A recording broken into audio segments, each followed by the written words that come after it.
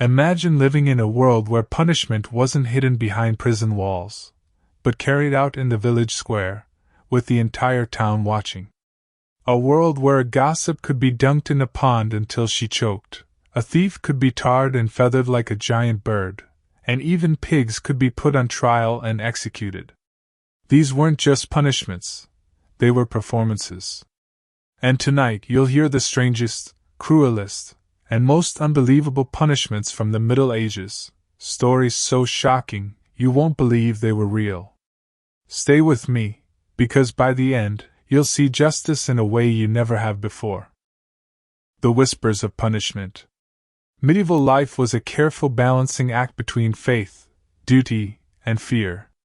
For most people, the greatest terror was not the battlefield or the plague, but the judgment of the law. Justice in the Middle Ages was not only about guilt or innocence, it was about spectacle, about making the punishment so unforgettable that it etched itself into the minds of the village for generations. These punishments were not always the executions we picture, beheadings, hangings, or the headsman's axe. No, the stranger punishments lived in the shadows of the court records, scribbled by monks who sometimes could not resist adding a note of disbelief. They were punishments designed to humiliate as much as to hurt, punishments crafted to fit the crime in ways that almost feel like twisted theater.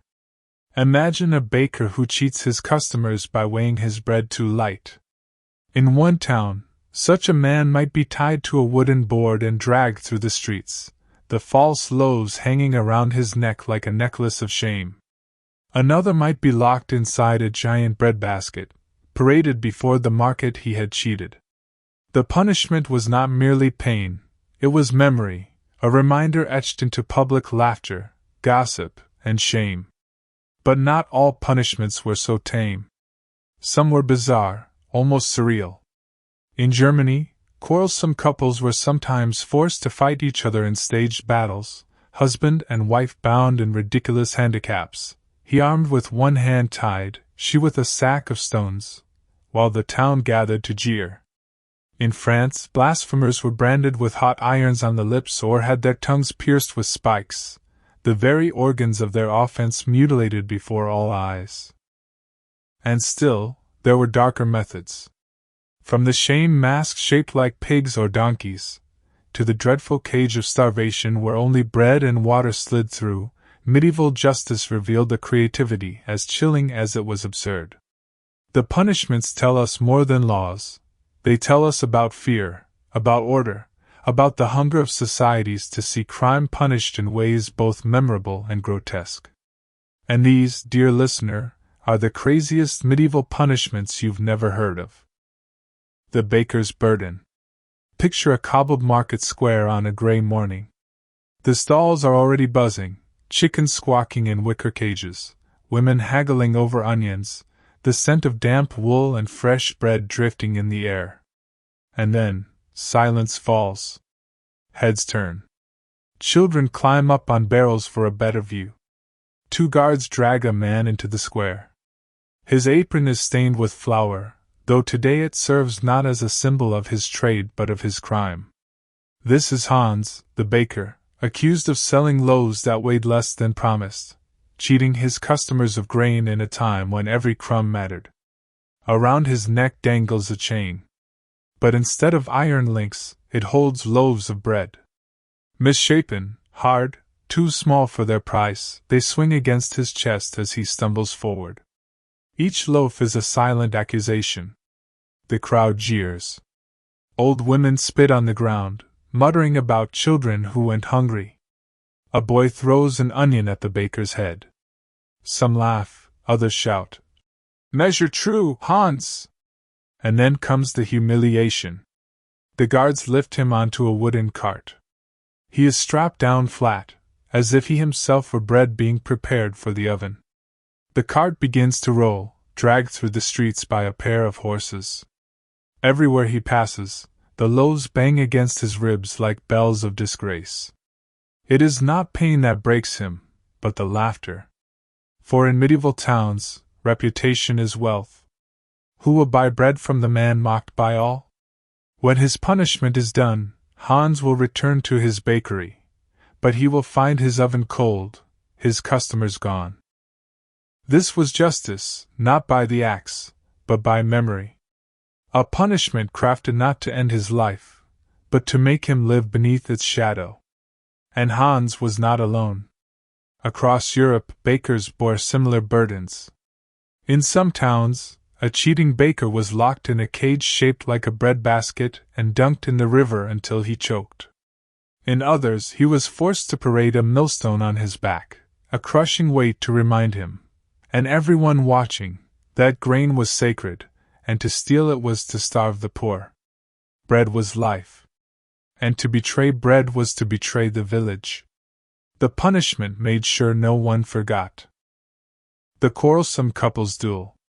In a small German town, the townsfolk gather not for a festival or a saint's day, but for something stranger, a trial by combat. Not between knights, not between lords, but between husband and wife. The square is swept clear, a circle marked with chalk upon the ground. A crowd presses close, eager for the spectacle. Children whisper to each other, laughing nervously, while elders murmur about sin and shame. The couple is led forward. Their crime? Quarreling too fiercely, disturbing the peace of their neighbors with endless shouting and accusations. The magistrates, weary of their bickering, have declared that if they wish to fight, they shall fight properly, and in public. But this is no fair duel. The man is given a stick, but one of his arms is bound tightly to his side with rope, rendering him clumsy and unbalanced. The woman, smaller but nimble, is given a sack filled with stones. To make the battle more absurd, she is placed inside a shallow pit dug into the ground, waist deep, so that she cannot flee. The signal is given. The man swings his stick wildly, missing more than striking, while the woman lunges upward from her pit, swinging her sack with surprising fury. Each blow lands with a thud that makes the crowd roar with laughter. This is punishment as theater. Pain, yes, but also ridicule. The townsfolk jeer and clap as though at a play, their amusement part of the sentence. The shame of being watched, of being mocked, was as sharp as the bruises rising on their arms and faces. The duel ends not when one is dead, but when exhaustion or humiliation forces surrender. The magistrates step in, declare the fight resolved, and send the couple home, battered, embarrassed, and one hopes a little quieter. Such punishments may seem ridiculous to us, but in medieval towns, harmony mattered. Neighbors lived close, walls thin, tempers short. A quarreling couple was not a private nuisance, it was a threat to the fragile order of community life. And so, justice made a lesson of them. As they limped home from the square, their bruises carried the laughter of the crowd, and the whole town remembered, "Let your quarrels not spill beyond your own hearth, lest they become the entertainment of all." The tongue of the blasphemer. If bread was sacred to daily life, then speech itself was sacred to the soul. Words could lift a prayer to heaven, or drag a curse into the ears of the village. And so, in many medieval towns, to speak against God, the saints, or the church was among the gravest of crimes. The punishment was as direct as it was horrifying, the mouth that sinned must suffer. Picture a marketplace in France, where a young man is dragged before the crowd, accused of shouting blasphemy after losing a game of dice. His face is pale, his eyes wild with fear. 2 guards force his jaw open while the magistrate reads the sentence aloud. His tongue shall be pierced with a hot iron spike. The blacksmith stands ready, his tongs glowing red from the forge. The crowd murmurs, half in awe, half in dread. Some clutch rosaries, others cover their children's eyes. The iron is brought forward. There is no long speech, no delay. The spike hisses as it touches flesh, a sound that will haunt the ears of all who hear it. The young man thrashes, but the guards hold fast, the smell of scorched flesh filling the air. When it is done, he collapses, gagging, his tongue swollen, his words forever slurred. He is not killed, but he is marked. Every time he tries to speak, he remembers the crime. Every villager who sees him remembers, too. Elsewhere, blasphemers might be branded upon the lips, the seared mark a visible reminder that their mouths had offended heaven. In some cases, the tongue was even cut out entirely, leaving the offender silent for the rest of their days. It was not only punishment, it was prevention. A man without a tongue could not curse God again. A woman with scarred lips could not speak slander without being reminded of the cost. To medieval eyes, words carried weight. A curse could summon misfortune, a heresy could corrupt a soul, a rumor could tear apart a town. And so, justice reached for the very organs of sound, reshaping flesh to teach a lesson that sermons alone could not. The villagers left that square shaken, whispering their prayers with renewed caution. For in those days, a tongue was both a gift and a danger, and the law had ways of silencing it. Faces of shame. Not all punishments bled with fire and iron. Some sought not to wound the flesh, but the pride. And in that theater of humiliation, the most peculiar stage prop was the shame mask. Across parts of Germany, Italy, and even England, offenders were forced to wear grotesque iron contraptions shaped into mocking faces. Each mask was designed to fit the crime, turning the wrongdoer into a walking caricature of their own sin. Imagine a gossiper, dragged through the town square with a long iron nose protruding from her mask, so heavy she can barely keep her head upright. Children laugh and point, calling her long-nosed lies, while neighbors whisper with grim satisfaction. The punishment fits the crime, her loose tongue now mocked by a nose too large to ignore. A drunkard might wear a mask shaped like a pig, with a snout and floppy ears. Every stagger, every stumble, draws jeers of swine from the crowd. His vice, once hidden in taverns, is now exposed for all to see. Some masks were crueler still. The scold's bridle, a cage of iron fitted around the head, often included a spiked plate that pressed against the tongue, silencing women accused of nagging or slander. Each word spoken meant agony. To be paraded through the streets in such a device was not merely painful, it was degrading, reducing a human being to a spectacle of ridicule. The masks were heavy, the edges cut into the skin, and the stench of rust clung to the nose and mouth. Hours spent inside them could leave bruises, sores, even permanent scars. Yet the true injury was to dignity. To be turned into a beast, a fool, a caricature, before one's neighbors, before one's children, was a punishment that lingered longer than wounds. And when the mask was finally removed, the memory did not fade. For weeks, for months, for years afterward, villagers remembered the sight. The man was no longer just Hans the miller, but Hans the pig. The woman no longer merely Greta, but Greta the gossip with the iron nose. In the medieval world, reputation was life.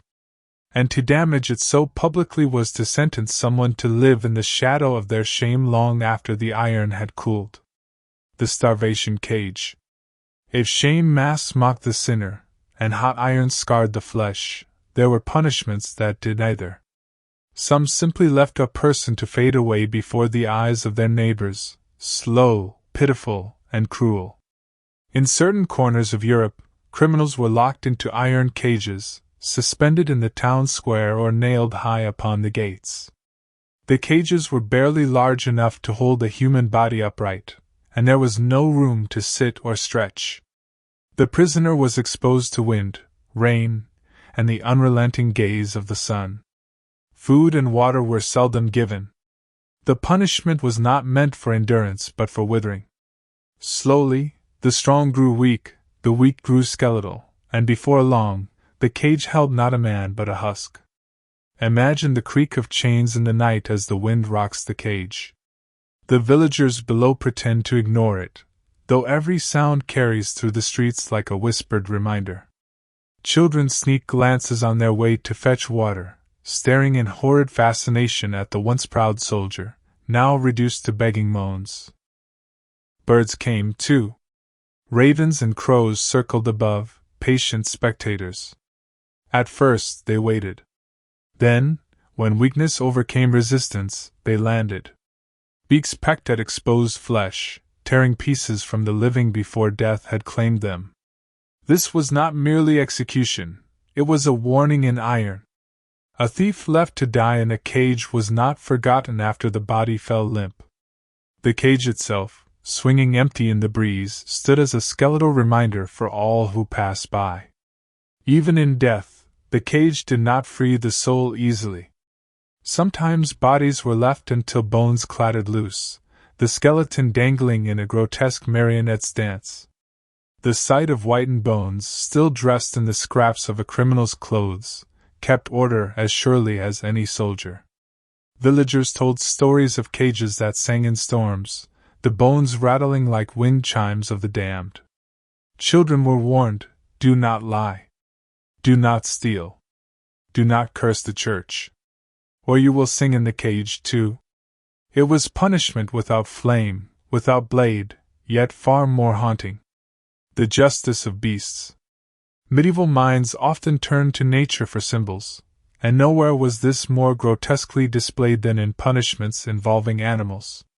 Beasts, both humble and fearsome, were drawn into the theater of justice, becoming unwilling judges of men. One such punishment was the barrel of serpents. Chronicles from Central Europe tell of thieves and heretics cast into barrels writhing with snakes. Whether the reptiles were venomous or not mattered little. The mere terror of being locked in the dark with hissing, slithering bodies was enough to break even the stoutest heart. If venom delivered death, it was seen as God's own judgment. If not, the prisoner still emerged scarred in body and spirit, marked forever by the ordeal. More theatrical still was the donkey's parade. Petty criminals, drunkards, or men caught in acts of foolishness were sometimes stripped, tied backward upon a donkey, and led through the village streets. To ride backwards was to ride in shame, mocked as a fool who could not even sit a beast properly. Jeers followed them, rotten vegetables hurled by gleeful crowds. What cut deepest was not the pain of a bruise, but the laughter of neighbors that echoed for years.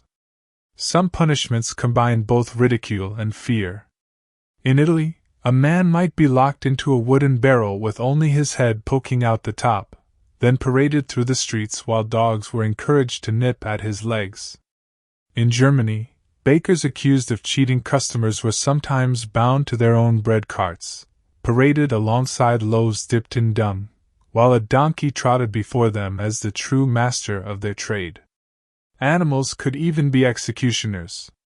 In the East, there are accounts of criminals fed to bears, lions, or wild dogs in arenas, spectacles meant as both entertainment and warning. Yet in smaller towns, it was the donkey, the pig, or the goat, creatures of the farmyard, that became instruments of humiliation. There was symbolism in all of this. The snake evoked the devil, the donkey foolishness, the pig gluttony. By tying a criminal's fate to the image of a beast, medieval society declared, "You are less than human, until repentance restores your place." In a world where every gesture carried meaning, to be mocked as an animal was no mere jest. It was to be branded, in flesh and in memory, as something other than a man. The ordeal of fire and water. When law faltered, when witnesses wavered, when oaths tangled into confusion, medieval justice sometimes turned to a harsher authority, God himself. And to summon his judgment, there were the ordeals. The most dreaded was the ordeal by fire. A man accused of theft might be ordered to plunge his hand into a cauldron of boiling water to retrieve a stone, or carry a red-hot iron for several paces. His hand would then be bound, and after 3 days, the wound examined by priests. If it festered, he was guilty. If it healed cleanly, God had declared him innocent. The true punishment, of course, was the waiting, 3 long days of fever, sweat, and prayer, while neighbors whispered about the state of the wound. Then came the ordeal by water.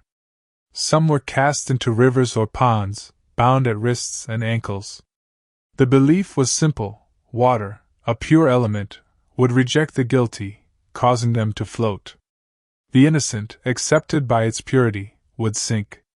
More than one accused witch, thief, or heretic found themselves sinking too well, innocence claimed only after lungs had filled and life was gone. There was also the ordeal of the morsel, known in Latin as the coursed. An accused person was forced to swallow a lump of bread or cheese blessed with holy words. If the food stuck in his throat, he was judged guilty. If it went down smoothly, innocence was declared. For those trembling in fear, choking was all too easy, guilt or not. To medieval minds, these were not cruel oddities, but sacred rituals. God's hand was expected to tip the scales. A burn that healed swiftly was proof of divine favor. A swollen wound was heaven's condemnation. The river, the fire, the bread, all became vessels of judgment. The ordeal was terrifying because it left no room for clever tongues or well-placed bribes. It stripped away man's laws and left only silence, heat, or water to answer. Villagers stood in hushed crowds, waiting to see if heaven itself would intervene. Some walked free, their wounds miraculously clean. Others were carried away, blistered and broken, their guilt declared not by men but by the elements. And whether guilty or innocent, few who faced the ordeal ever forgot the feel of scalding water, the weight of iron, or the cold grip of a river that did not care for truth. The mark of the thief. In the bustling markets of medieval Europe, theft was both common and feared. A loaf of bread slipped beneath a cloak, a coin purse cut from a belt. Such crimes might seem small, but in a world where survival often balanced on a single meal, theft struck deep. And the punishment for stealing was designed not just to correct, but to brand. The most infamous was the loss of the hand. A thief's right hand, the hand of work and of oath, was laid upon a block. A heavy blade or hammer fell, and the hand was gone.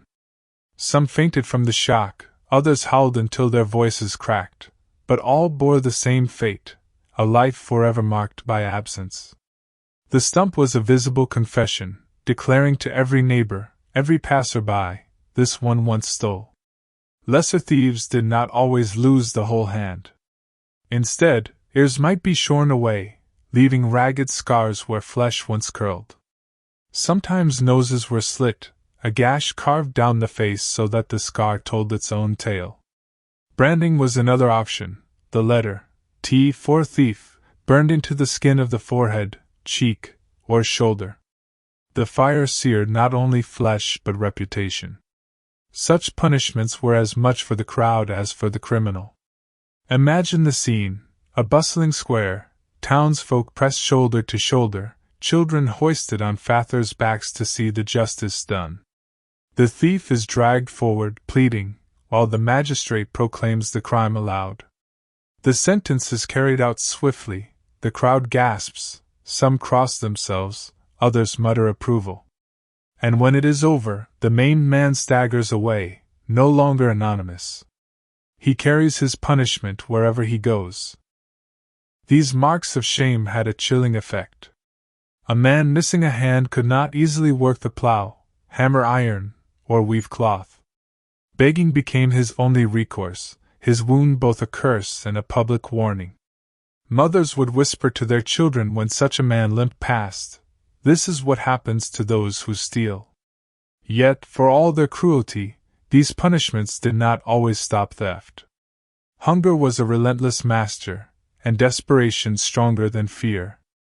Some bore scars from more than one punishment, branded and maimed, yet caught again. Justice, it seemed, could scar the body, but it could not always cure the need that drove the crime. Swallowing the lie. Of all the sins that gnawed at medieval society, dishonesty was among the most despised. A lie could shatter a man's honor, poison a village with suspicion, or ruin the delicate trust upon which trade and reputation depended. And so liars, cheats, and fraudsters were punished in ways that forced them to taste the bitterness of their own false words. One common punishment was the eating of the lie. In some German towns, those caught spreading slander or false testimony were forced to eat a parchment upon which their lie had been written. The ink-stained scrap of vellum was chewed and swallowed while the crowd jeered, chanting that the liar must now digest his falsehood. The parchment stuck in the throat, the ink bitter on the tongue, an ordeal both humiliating and grotesque. Elsewhere, liars were paraded with stones tied to their tongues, dragging their heads down as they shuffled through the marketplace. Their mouths bled, their speech garbled, until the crowd laughed at the stumbling parody of the very lies they once told with ease. Fraudulent bakers and merchants often faced their own symbolic justice. A baker who cheated his customers by selling underweight bread might be strapped to a cart and dragged through town with a heavy loaf chained around his neck, a literal burden of his dishonesty. In some cases, the false loaf was baked from clay or stone, an eternal bread that mocked his deceit. In Florence, records describe liars and swindlers forced to stand with donkey ears strapped to their heads, symbols of foolishness and false speech. Children would follow them in the streets, braying like asses until the culprit was red-faced and broken with shame. The punishments were not always bloody, but they cut deep into pride. To be made a fool before neighbors was often worse than a lash upon the back. In a society where reputation was wealth, honor, and future, humiliation could cripple a man or woman more completely than iron chains. And yet, these punishments carried a kind of grim humor. Villagers often treated them as public theater, a chance to laugh at the downfall of those who once thought themselves clever. The liar who once twisted words for advantage now stumbled, gagged, or brayed like a beast for all to see. Justice was served, not only in law but in laughter. The theater of the scaffold. In medieval towns, justice was not hidden away behind prison walls. It was staged. And the scaffold was the grandest stage of all. Public executions were not only punishments, they were lessons written in blood and timber, spectacles meant to bind fear into the hearts of the living. The gallows was the most familiar sight. A tall wooden frame, often erected just outside the town gates, loomed as a permanent reminder of crime and consequence. Thieves, highwaymen, and murderers dangled in the breeze, their bodies left for days, sometimes weeks, until the skin grew tight and birds picked at the flesh. Travelers passing beneath looked up and shuddered, whispering prayers not to share such a fate. Even more terrifying was the breaking wheel, known in Germany as the raider.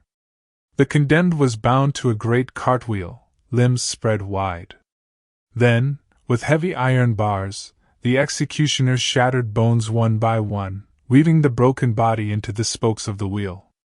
The mangled figure was left displayed atop a pole, a grotesque human spider sprawled against the sky.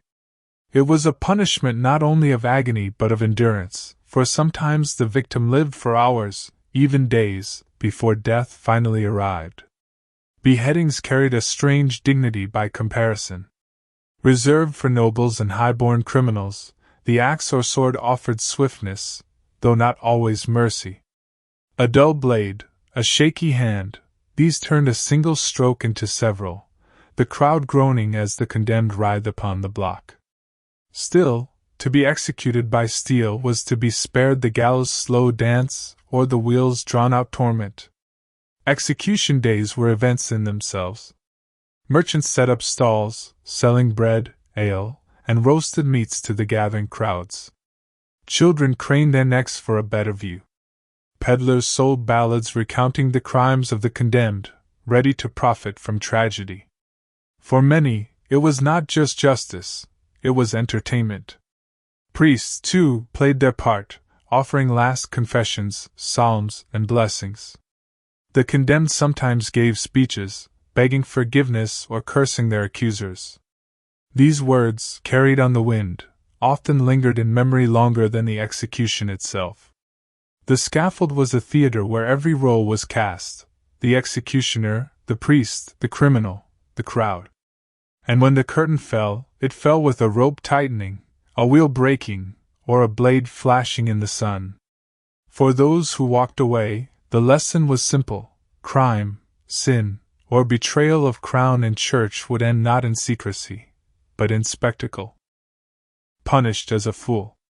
Not every sentence was blood and iron. Some punishments sought instead to strip away dignity, to turn a wrongdoer into a jest before the whole town. Laughter, sharp as a blade, could cut deeper than any wound. One of the most common forms of such humiliation was the cucking-stool. A wooden chair fastened to a long beam was set upon the banks of a river or pond. The guilty, often scolds, gossips, or women accused of quarreling, were strapped into the chair, then dunked repeatedly into the cold, filthy water. Each plunge brought screams and sputtering, each rise brought roars of laughter from the crowd. The water stank of mud and refuse, and the victim emerged shivering, soaked, and publicly broken. For drunkards, fools, and cheats, there was the hobby horse parade. Offenders were forced to straddle a wooden beam shaped like a horse, often with bells or horns attached, and were paraded through the streets. Sometimes their clothes were turned inside out, sometimes they were made to wear antlers, symbolizing their foolishness. Children mocked them, women jeered, and neighbors clapped in rhythm as though watching a carnival rather than a punishment. There were stranger spectacles still. In some villages, men caught in adultery were forced to march through town wearing women's clothing, a parody of the shame they had brought upon their households. Others were made to ride backward on donkeys, their faces turned toward the animal's tail, a living image of folly. The dunking of liars and cheats was another favorite. Offenders were tied and lowered into a barrel of water or wine, forced to flounder while the crowd roared with amusement. Sometimes they were rolled through the streets in barrels, like casks of ale gone bad, tumbling and bruising with every turn. Though farcical, these punishments carried weight. They destroyed reputation, the most valuable currency in medieval life. To be mocked before neighbors was to be remembered forever as the fool on the donkey, the gossip in the cucking-stool, the cheat paraded in rags. For some, the laughter never faded. Years later, when the punished tried to walk proudly again, whispers would rise: "There goes the man who rode the hobby horse. There goes the woman who drank the river." It was justice turned into theater, shame turned into memory. And sometimes, perhaps, the sting of laughter was worse than the sting of the lash. The ghosts of banishment. If laughter could break a person, and iron could maim them, then banishment could unmake them entirely. To be cast out of one's community was not merely to lose home and hearth. It was to lose identity, to become a ghost in life. Exile was a sentence often given to those whose crimes were serious, but not grave enough for death. A thief who stole too many times, a heretic whose words spread unrest, or a quarrelsome soul who brought endless strife upon neighbors, all could find themselves driven beyond the walls of their town, forbidden ever to return. The ritual was simple but devastating. A proclamation was read aloud in the marketplace, naming the offender and his crime. Then came the words of exile. He was to leave before sunset, never again to step foot within the gates on pain of death. Sometimes the bell of the town church tolled as he walked away, a mournful sound marking the severing of ties. In the medieval world, where community was survival, exile was a slow death sentence. The banished lost the protection of their lord, the support of their neighbors, and the familiarity of fields and roads. Villages nearby, hearing of the sentence, often refused them shelter. A banished man could be killed with impunity should he return, for he no longer belonged to the law of his people. Imagine the silence of such a walk, the condemned man, bundles slung over his back, turning for one last look at the roofs and chimneys of the only place he had ever known. Children watching from doorways, whispering as though he were already dead. his name scratched from the rolls of the parish, his soul half erased from the living memory of the town. Those who wandered into forests or distant lands often became beggars, mercenaries, or outlaws. Some slipped into the bandit camps that haunted the borders of kingdoms, turning crime into survival. Others died nameless on roadsides, their bodies left for crows, their stories forgotten. The most chilling part of exile was not the hunger or the danger, it was the loneliness. To be alive, but unseen. To have no hearth where one's name could be spoken with kindness. In many ways it was worse than death, for the banished became ghosts who walked among strangers, forever remembered by their old neighbors not as men, but as warnings. Fire for the faithless. Of all medieval punishments, none looms larger in memory than those reserved for heretics and witches. These were crimes not merely against man, but against God and the order of the universe itself, or so the Church proclaimed. And because they were cosmic offenses, the punishments were designed to be as absolute as the faith they sought to protect. The most infamous was burning at the stake. To the medieval mind, fire was a purifier, a force that consumed corruption and left only ash behind. A heretic condemned by the Inquisition, or a woman accused of witchcraft, might find herself bound to a tall wooden post in the marketplace, faggots stacked high at her feet. The crowd gathered thick, some in horror, others in grim approval, still others eager for spectacle. The pyre was lit, flames licking upward, first smoke, then fire. The condemned often screamed, though some, in stories told and retold, prayed or sang hymns until the smoke smothered their voices. For the villagers who watched, it was not only justice, but theater and warning. This is what happens when you stray from the path of God. Yet fire was not the only instrument. The stake without flame was another terror. Some accused witches were tied to poles and left to starve in the open, their bodies wasted by sun and rain until death claimed them. Others endured the dreaded ordeal by water, cast into rivers or ponds, bound hand and foot. If they floated, it was proof of guilt; if they sank, innocence, but often too late to save their lives. Accusations spread like wildfire themselves, born from fear, envy, or whispered suspicion. A failed harvest, a sudden illness, a cow's milk gone sour, such misfortunes could summon the finger of accusation.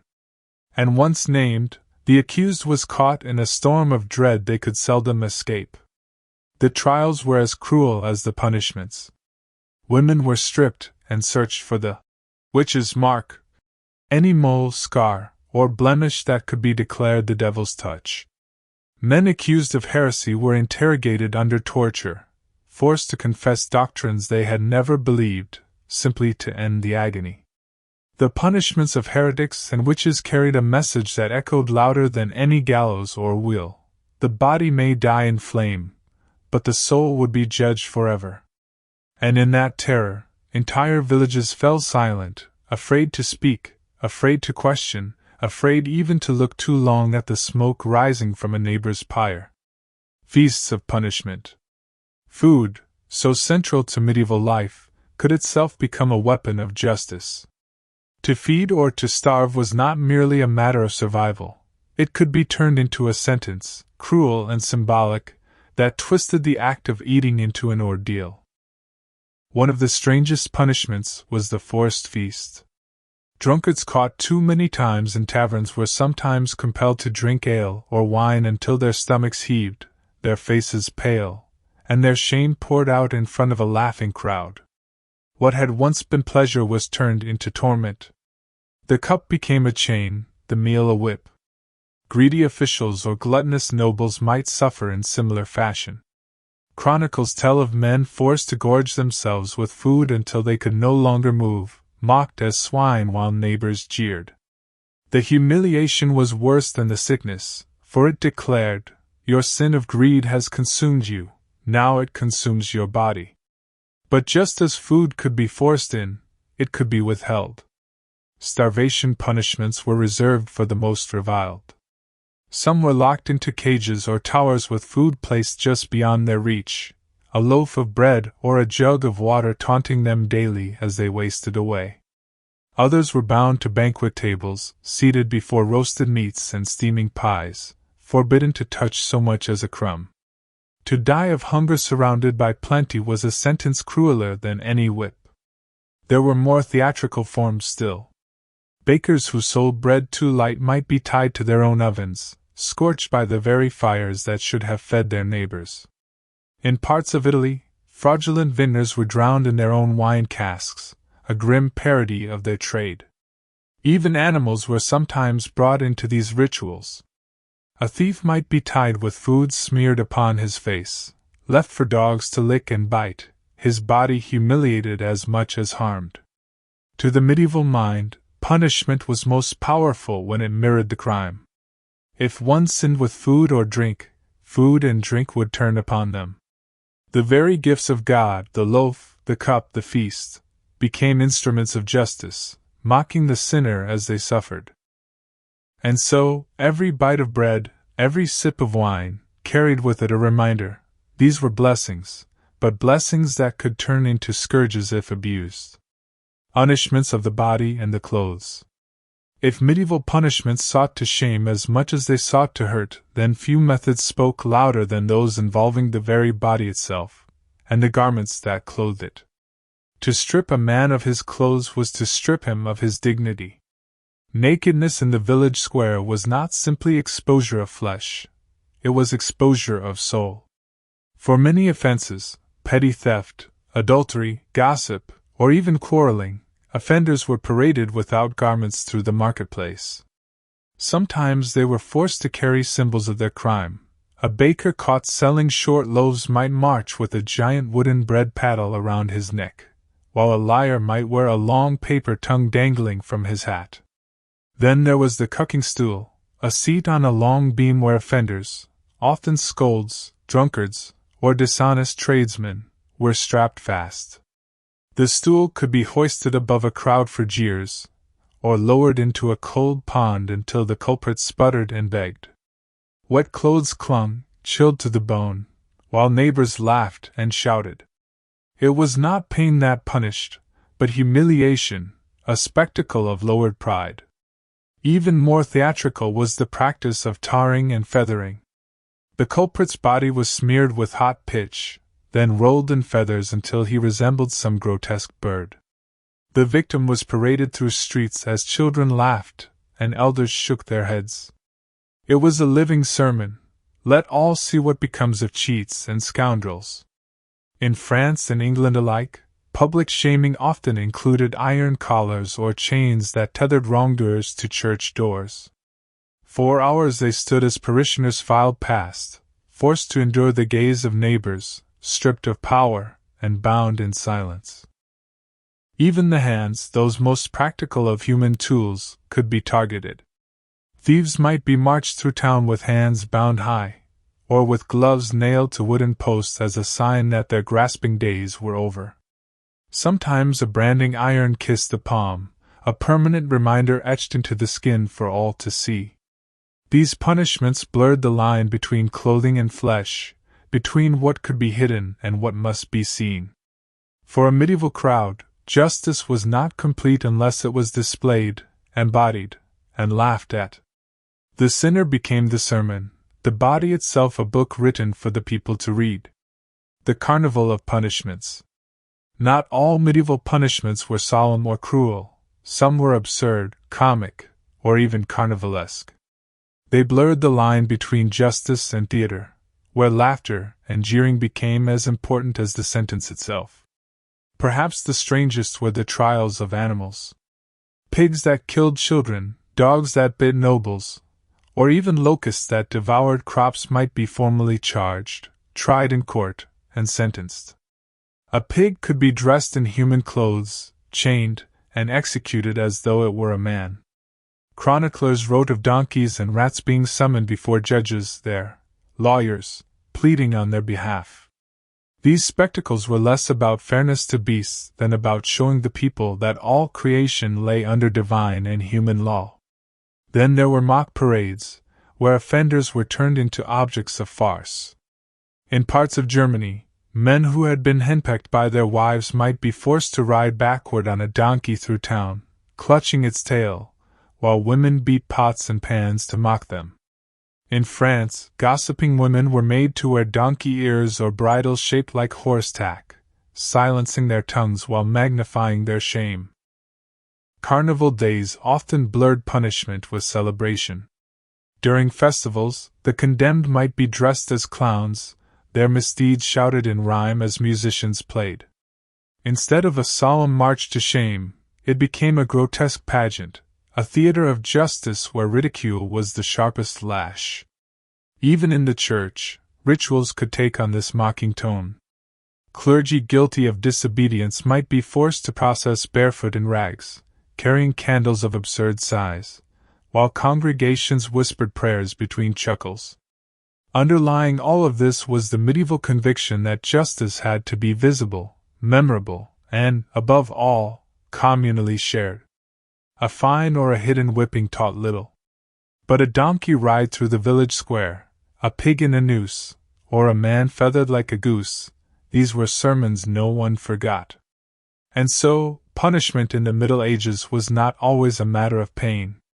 Sometimes it was a masquerade, a carnival of cruelty and comedy, where the community laughed the sinner back into place. The shadow of death. For all the jests and humiliations, medieval punishment often ended with the gravest of outcomes. Beneath the carnival masks and comic donkey rides lurked the iron shadow of death, for the ultimate punishment was not laughter, it was the grave. The most common was the gallows. A wooden frame on a hill or at the town gates, visible to all who entered. Hanging was not only efficient, but symbolic. The body left swaying in the wind reminded all who passed that crime had a price. Sometimes the corpse was left for days, a feast for crows, until only bones remained.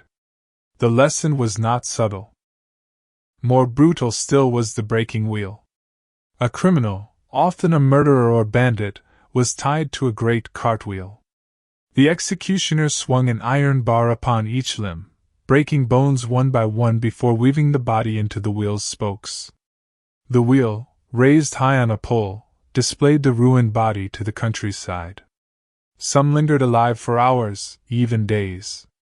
It was a slow sermon in agony. In certain kingdoms, boiling alive was the fate of counterfeiters or poisoners. Chronicles speak of great cauldrons filled with water, oil, or even molten lead, heated until the victim shrieked. The sizzle of flesh was meant to echo far beyond the square. Burning at the stake was reserved for heretics, witches, and the most dangerous of dissenters. Fire, to the medieval imagination, purified the soul while punishing the body. Flames turned flesh to smoke, and the rising ash was a warning to all, stray from the faith, and you too shall become a cinder. And yet, even in death, punishments varied by class. Nobles were often spared the noose, given the sword instead, a quick beheading, sometimes with ceremony. Commoners endured the slow and shameful ends. Justice, like wealth, was unevenly distributed. The execution ground was a theater. Crowds gathered, children hoisted on shoulders, merchants hawked pies and ale. What was agony for the condemned was entertainment for the onlookers. A day of death could be a festival, a mingling of horror and excitement. In such scenes, one truth became clear: punishment in the Middle Ages was never private. Whether shame or death, the sentence was performed before the eyes of many. And in that performance, society reaffirmed its rules, its fears, and its power. Lessons in fear and memory. Every punishment, whether a jeering dunk in the pond or the grim spectacle of a wheel execution, carried with it more than pain. It carried memory. The medieval world thrived on memory, oral tales, parish sermons, village gossip. A punishment was a seed sown into that soil, growing into stories told long after the gallows had rotted away. Fear was the gardener. The man who once jeered at a pillory thief might, in years to come, hesitate before reaching for a neighbor's purse. The woman who saw her neighbor ducked for gossip might lower her voice at the market. The child who glimpsed the wheel at dusk would carry that shadow into adulthood. Justice lived not only in courts, but in the tales that rippled outward from every spectacle. But there was something else beneath the fear, a strange kind of community. When villagers gathered to mock a drunkard strapped to the cucking-stool, they were, in a sense, binding themselves together. They were saying, "We agree on the rules. We share the laughter. We know the borders of shame." The punished body became the stage upon which the community reaffirmed itself. This is perhaps what feels so alien today. Punishment in the Middle Ages was not hidden behind walls or carried out in quiet prisons.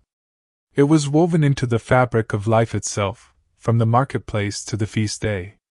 Justice was not an institution apart. It was a ritual everyone attended.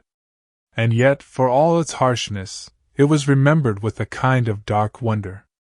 Chroniclers wrote with fascination about trials of animals, ducking stools, and boiling cauldrons. These were not just acts of cruelty. They were stories, symbolic acts that echoed far beyond their moment. What they reveal, above all, is a society that believed rules were sacred, order was fragile, and that nothing taught better than spectacle. The theater of justice. The Middle Ages left behind castles and cathedrals, manuscripts and mosaics, but just as enduring are the shadows of its punishments. They were as much theater as they were law. On village greens and city squares, scaffolds rose like stages, stools tilted into ponds, and masks of shame turned neighbors into actors in a grim play. The whip cracked, the crowd laughed, the priest prayed, and the condemned wept. All of it was woven into a single performance, a drama meant to teach, terrify, and bind people together. To live in those centuries was to know that justice was not hidden, not whispered in quiet rooms, but shouted, sung, and displayed for all to see. Cruelty and comedy, humiliation and horror, each punishment was a sermon, a reminder of boundaries not to be crossed. And though the centuries have softened, though scaffolds no longer rise in the market square, echoes of that medieval theater remain. We still crave stories of justice, still turn to spectacle when rules are broken, still watch with uneasy fascination when punishment becomes public. So, when you hear of a man tarred and feathered, of a baker strapped to his oven, or of a wheel creaking beneath shattered limbs, remember, these were not just punishments. They were performances of power, rituals of fear, and, strangely, acts of community. The Middle Ages are long gone, but the stage they built, the stage where justice was never silent, never hidden, still lingers in our imagination. And perhaps that is the truest punishment of all, that we remember it still.